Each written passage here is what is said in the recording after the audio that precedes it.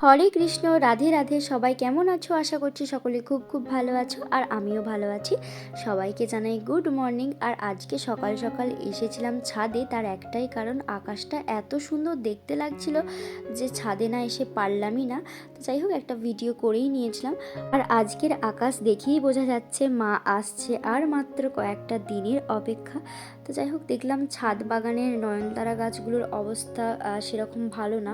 মানে ফুল হচ্ছে কিন্তু ফুলের পরিমাণটা অনেকটাই কমে গিয়েছে।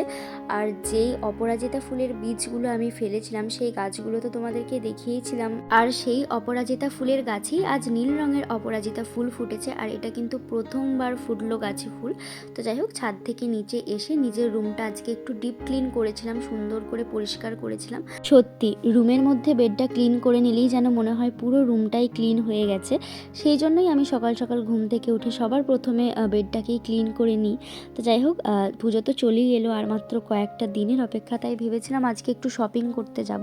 তবে মা বলল, শপিং করতে যাচ্ছিস যা, তবে রান্না করছি সেইগুলো খেয়েই যা।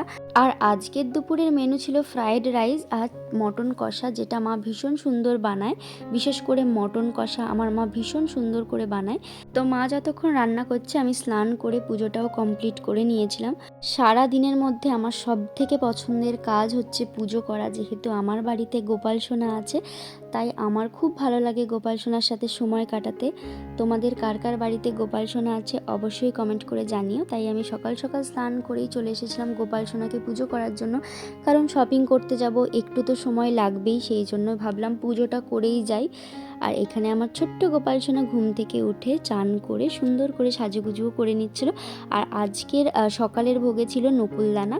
আমি কিন্তু গোপাল সোনাকে সমস্ত ধরনের ভোগ দিই, যেমন বিস্কুট, খেজুর, বাতাসা, যেদিন যেটা থাকে। আজকে দিয়েছিলাম নকুলদানা। গোপাল সোনা তো এমনিই মিষ্টি, আর আজকে নীল রঙের জামা পরে গোপাল সোনাকে আরও বেশি মিষ্টি লাগছিল। আমার বাড়িতে কিন্তু দুজন গোপাল সোনা আছে, একজনের নাম মাহিক আর একজনের নাম তাতান।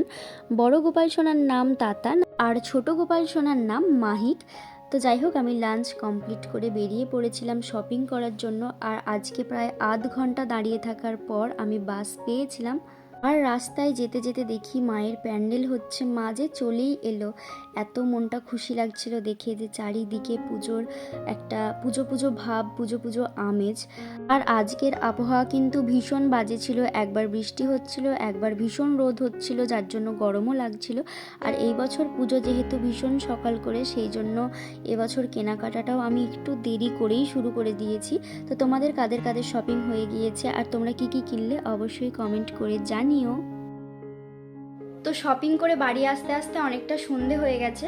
তো মুখ চোখের অবস্থা দেখেই বুঝতে পারছো যে কতক্ষণ, মানে শপিং করতে অতটা কষ্ট হচ্ছিল না। মানে যাচ্ছিলাম, যেগুলো পছন্দ হচ্ছিল নিয়ে নিচ্ছিলাম।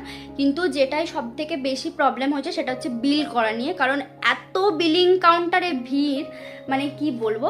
তো যাই হোক, অনেক কষ্ট করে বোধহয় আধা ঘন্টা লাইন দিয়ে বিল পেমেন্ট করে আমি জামা নিয়ে চলে এসেছি আমার জন্য।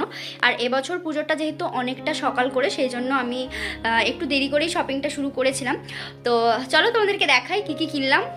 আর এইবারে কেন জানি না আমার কিছু পছন্দ হচ্ছিল না, তাও একটা ওয়ান পিস নিয়েছি, আর এখানে একটা কুর্তি নিয়েছি, একটা প্লাজো নিয়েছি, একটা লং কুর্তি নিয়েছি, আর একটা টপ নিয়েছি।